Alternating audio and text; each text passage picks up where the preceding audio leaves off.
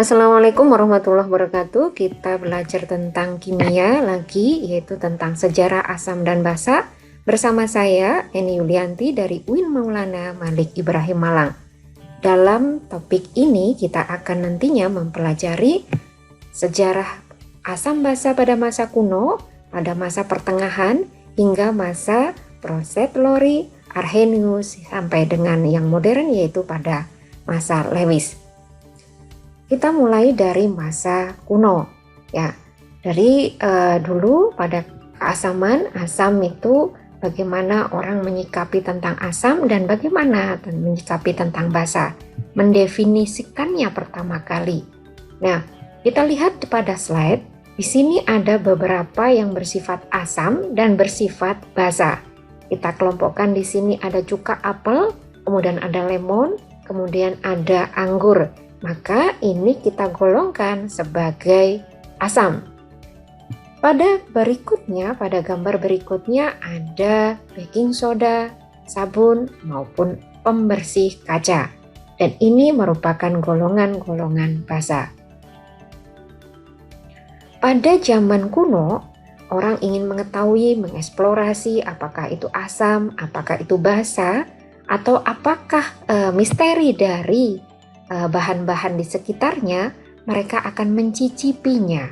Nah, kemudian menggolongkannya berdasarkan misalnya adalah rasa, kemudian teksturnya seperti apa, kemudian baunya bagaimana. Nah, mereka mendekati hal itu dengan penginderaan ya, yaitu dengan kalau bahasa sekarang adalah organoleptis. Misalnya akhirnya ketemulah setelah dicicipi ketemulah rasa asam, pahit, asin, manis, dan seterusnya.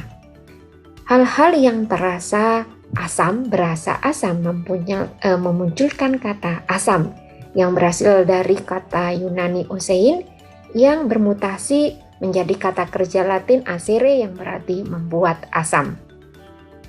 Pada zaman kuno, pada tahun 700-an, seorang ahli kimia Arab bernama Jabir Ibnu Hayyan mempersiapkan asam nitrat. Wah, canggih nih ya. Pada tahun 700-an sudah mempersiapkan asam nitrat. Bagaimana caranya?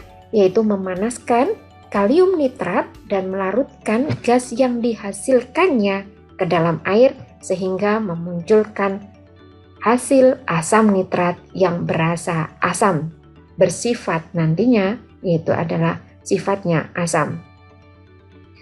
Masih di zaman kuno, hal-hal yang terasa pahit, misalnya kita merasa pahitnya seperti sabun itu ya. Nah, ini kemudian ada berasal dari bahasa Arab yang berarti basa itu berasal dari bahasa Arab yang berarti panggang dalam wajan atau abu tanaman. Basa istilah awalnya berarti memanggang dari bahasa Arab tadi, karena zat basa pertama diperoleh dengan memanggang abu, kemudian mengolahnya dengan air dan kapur. Hal ini akan menghasilkan NaOH dan KOH, yaitu adalah dua basa paling klasik yang digunakan untuk membuat sabun.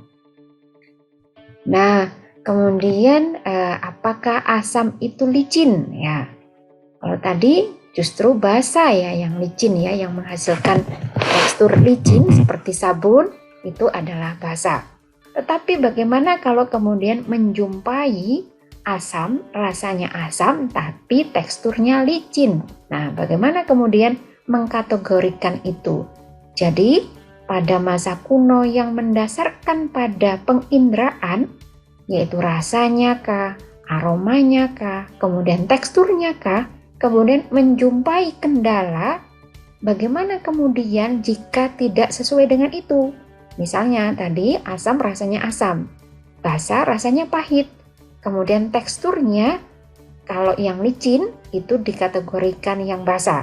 Tetapi kemudian menemukan fakta ya, menjumpai fakta di lapangan yang kemudian asam, rasanya asam tapi teksturnya licin. Nah, kemudian diperlukan teori berikutnya bagaimana untuk menyempurnakan definisi dari asam dan basa.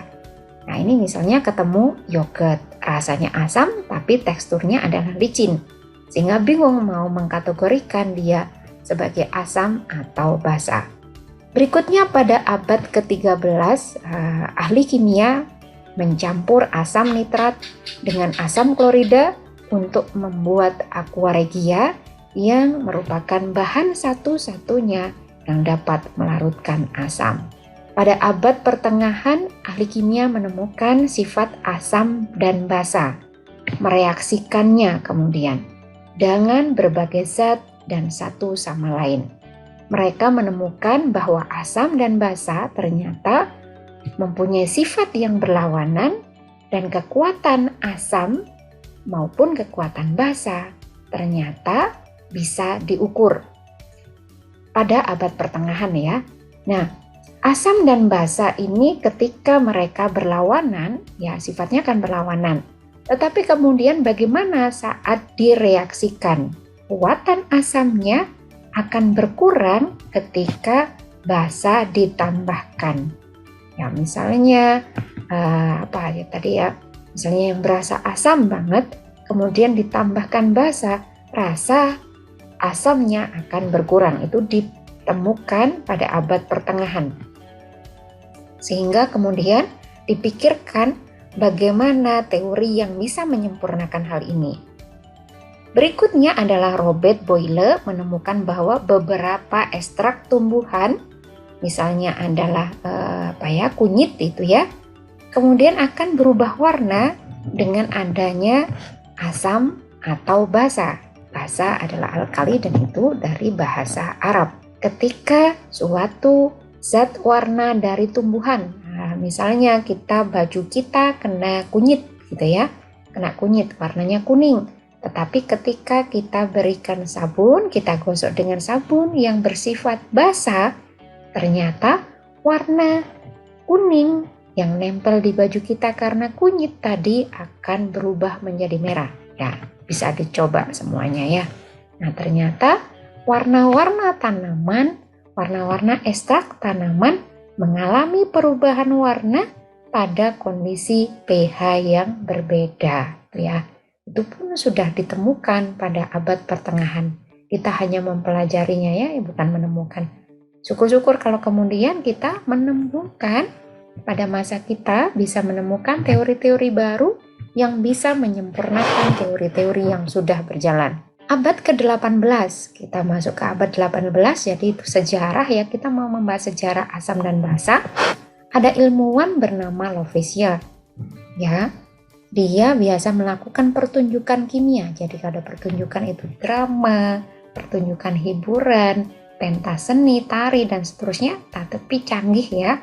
Pada abad 18 di kalangan bangsawan menyukai pertunjukannya adalah pertunjukan kimia. Nah, misalnya contoh di sebelah kanan ini bahwa indikator misalnya adalah suatu zat warna dari tanaman itu mengalami perubahan pada pH tertentu. Jadi ini sampai warnanya berubah-berubah sesuai dengan kondisi pH-nya. Padahal mereka misalnya dari satu macam tanaman. Dan itu sangat disukai pertunjukan seperti itu. Nah, berikutnya Lavoisier ini kemudian memikirkan siapakah yang kemudian bertanggung jawab ya, yang bertanggung jawab akan adanya asam, keasaman itu. Karena itulah dia menyebut zat yang bertanggung jawab itu disebut sebagai oksigen atau oksigen, seperti yang kita kenal sekarang. Oksigen berasal dari bahasa Yunani oksis, yaitu adalah asam, gen itu berarti adalah lahir.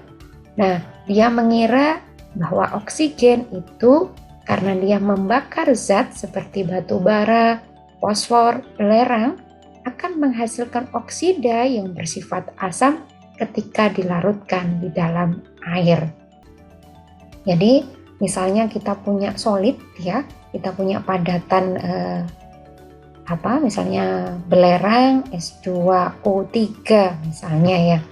Nah, ini kemudian ketika dilarutkan di dalam air nanti akan menghasilkan larutan yang bersifat asam. Masih di abad 18 muncullah ilmuwan Davy dan Priestley. Ilmuwan Davy antara lain menemukan sesuatu yang sangat bermanfaat di dunia kesehatan, di dunia kedokteran. Nah, yaitu adalah gas tertawa atau nitros oksida dengan rumus N2O. Biasanya gas ini digunakan untuk menganestesi atau menggunakannya untuk pembiusan. Davy dengan eksperimennya sendiri melanjutkan penyelidikannya sehingga pada tahun 1810 dia menemukan bahwa tidak hanya oksigen yang bertanggung jawab atas keasaman, masih banyak senyawaan-senyawaan lainnya, misalnya HCl di sini yang ia contohkan, yang tidak mengandung oksigen tetapi bertindak sebagai senyawa yang bersifat asam. Davy mengusulkan bahwa hidrogen memberikan asam. Ini sesuatu yang sangat berbeda dengan peneliti-peneliti sebelumnya yang menganggap oksigenlah yang harus bertanggung jawab untuk menghasilkan asam. Sekitar waktu yang sama, Joseph Priestley membuat penemuan yang sama. Dilanjutkan oleh peneliti berikutnya, yaitu Liebig, Justus Freiherr von Liebig, salah satu ahli kimia besar di Jerman dan pendiri agrokimia, memperkuat teori dari Davy. Jadi sama-sama di abad 18 dengan menyarankan bahwa asam mengandung atom hidrogen yang dapat digantikan oleh logam untuk membentuk garam. Jadi misalnya kita punya apa yang bisa membentuk garam? Misalnya kita yang di sini dicontohkan adalah HCl. Nah, atom hanya bisa digantikan oleh atom logam. Jadi HCl hanya bisa digantikan oleh logam Na. Sehingga disitulah Liebig mengusulkan bahwa ketika HCl digantikan hanya oleh Na, maka akan membentuk garam. Teori yang sama ini, teori yang menganggap bahwa bukan hanya oksigen yang bertindak menghasilkan asam, tetapi yang menghasilkan asam adalah hidrogen. Dari Davy, Priestley, dan Liebig, teori ini bertahan hingga 50 tahun, sehingga kemudian muncullah teori berikutnya, yaitu Arrhenius. Jadi, paham ini, teori ini berlangsung atau berumur hingga 50 tahun kemudian. Ilmuwan berikutnya di abad 1800-1900-an, yaitu adalah August Arrhenius, seorang jenius yang disalahpahami atau dicemooh teorinya karena bertentangan dengan teori sebelumnya di zamannya. Tetapi setelah itu di beberapa tahun kemudian, nanti akan tampak sekitar 20 tahun kemudian dari apa yang dia sampaikan pada saat tesisnya sebagai doktor, kemudian menyatakan bahwa apa yang dia kemukakan itu benar. Bagaimanakah teori Arrhenius? Kita lihat. Dia memiliki keberanian untuk mengusulkan dalam tesisnya bahwa asam, basa, dan garam terpecah menjadi ion positif dan negatif ketika dilarutkan di dalam air. Pada tahun 1884, apa yang dia sampaikan merupakan suatu kesalahan yang besar sehingga dia sangat dicemooh. Tetapi pada tahun 1900-an, maka kita akan lihat di sini bedanya 20 tahun kemudian apa yang dia sampaikan terbukti benar dan menghasilkan hadiah Nobel. Kita lihat teori Arrhenius. Menurut Arrhenius, definisi asam dan basa berjalan seperti ini. Contohnya adalah HCl, di mana HCl terurai menjadi H+ dan Cl-. Tadi Arrhenius menyampaikan bahwa ketika asam dilarutkan ke dalam air, dia akan terurai menjadi ion positif dan ion negatif, menjadi kation dan anionnya. Nah, kemudian Arrhenius menyampaikan bahwa asam adalah yang menghasilkan kation hidrogen. Manakah yang dianggap asam? Yaitu HCl, karena dia bisa menghasilkan ion hidrogen atau H+. Selanjutnya, bagaimanakah untuk yang menghasilkan OH-? atau basa. Contohnya adalah NaOH. Ketika menghasilkan OH-, Arrhenius kemudian mendefinisikannya sebagai basa. Asam dan basa menurut Arrhenius dapat bereaksi dan saling menetralisasi membentuk air. Karena menurut Arrhenius, asam dan basa adalah kumpulan kation dan anion yang dapat bereaksi dan membentuk H2O. Perkembangan teori berikutnya setelah apa yang disampaikan oleh Arrhenius, ada sesuatu yang kekurangan yang dicermati oleh peneliti-peneliti berikutnya. Ternyata dijumpai ada senyawaan yang tidak selalu sebagai asam. Kadang-kadang dia bisa bersifat asam, tetapi kadang-kadang dia juga bersifat basa. Ternyata bergantung dengan siapa dia akan direaksikan. Kita lihat contoh berikut ini. Berikut adalah contoh teori Arrhenius, contoh-contoh senyawaan yang bertindak sebagai pasangan asam basa konjugasi pada teori Arrhenius. Misalnya ketika direaksikan antara HCl plus NH3, siapa yang bisa menghasilkan H+, siapa yang menghasilkan OH-. Tetapi pada Bronsted-Lowry bisa digunakan ketika suatu asam dan basa direaksikan, kemudian diminta menunjukkan bagaimanakah atau siapakah yang bertindak sebagai asam dan siapakah yang bertindak sebagai basa. Pada contoh pertama, HCl plus NH3, kita lihat di sini, HCl akan terurai menjadi H+ dan Cl-. Sementara NH3 kita lihat hasilnya ya. Nah, HCl akan berubah menjadi Cl-. Pada reaktan adalah HCl, sementara pada produk adalah Cl-. Artinya HCl akan melepaskan H+. Jadi, diingat di sini HCl lah yang melepaskan H+. Setelah dilepaskan H+ ini ya, H+ dilepaskan, siapakah yang kemudian menerima H+ dari HCl? Ternyata yang menerima H+ dari HCl adalah NH3. NH3 bereaksi dengan H+ dari HCl, membentuklah dia produk yaitu NH4+. Sehingga tampak di sini HCl sebagai asam, pasangannya adalah kita lihat HCl pasangannya adalah Cl-. Ya, asam Bronsted-Lowry, kemudian pasangannya atau basa konjugasinya adalah Cl-. Selanjutnya NH3 karena dia menerima ya, jadi basa pada Bronsted-Lowry adalah menerima H+, sementara asam pada Bronsted-Lowry adalah melepaskan atau menghasilkan H+.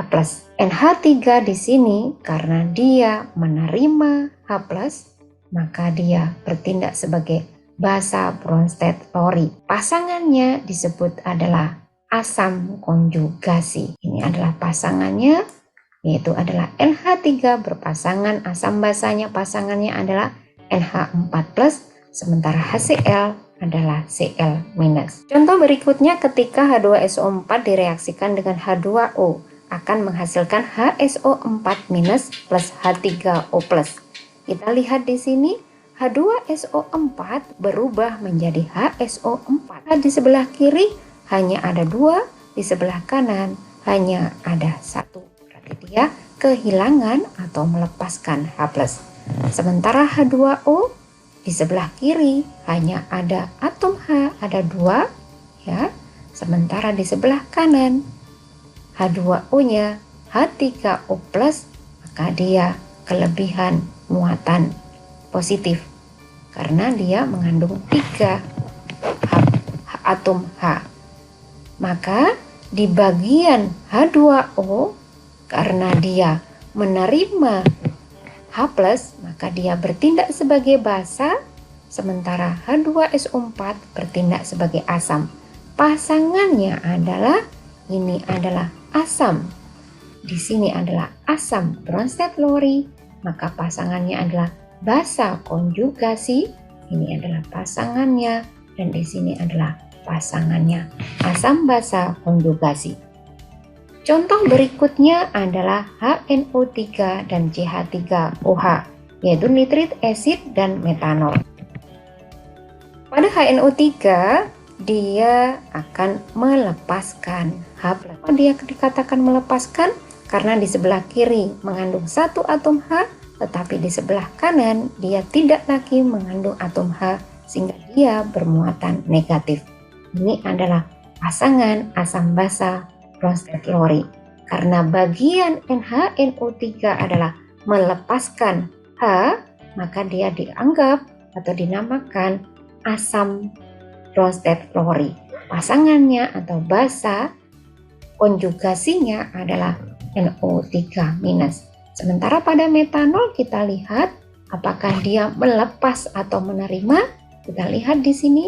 Jadi dikatakan melepas atau menerima, kita perhatikan adalah pada produknya.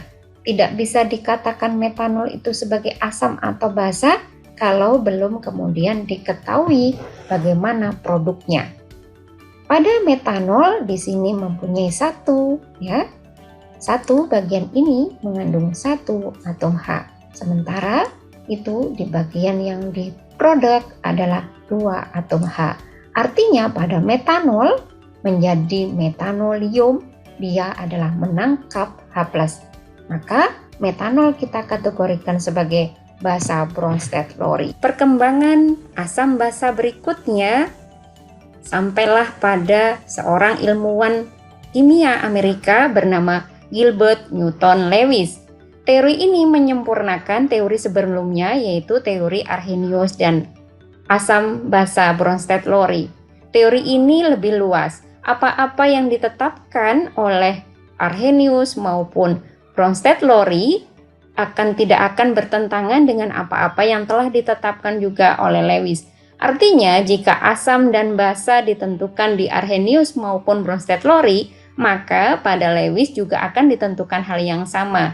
Hanya saja ada banyak senyawa yang tidak bisa ditentukan asam basanya oleh Arrhenius dan Bronsted Lowry, tetapi bisa diselesaikan oleh teori Lewis. Gilbert Newton Lewis antara tahun 1875 hingga 1946. Gebrakan besar yang dilakukan Lewis yaitu menyampaikan bahwa tentang teori donor pasangan elektron. Yang sebelumnya hal ini tidak dikemukakan.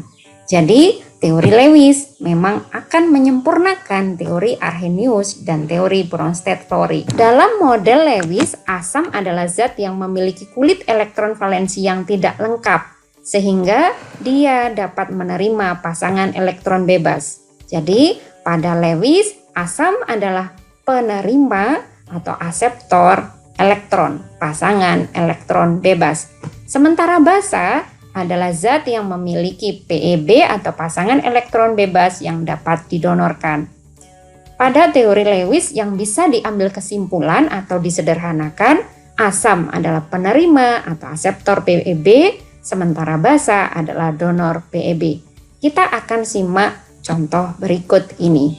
Asam basa Lewis bisa disimak juga pada website urip.info. Saya sangat merekomendasikan website ini karena mengupas dengan detail tentang asam basa Lewis. NaOH direaksikan dengan HCl. Di sini kita lihat NaOH, OH ya pada atom OH, pada atom O yang ada di anion OH-.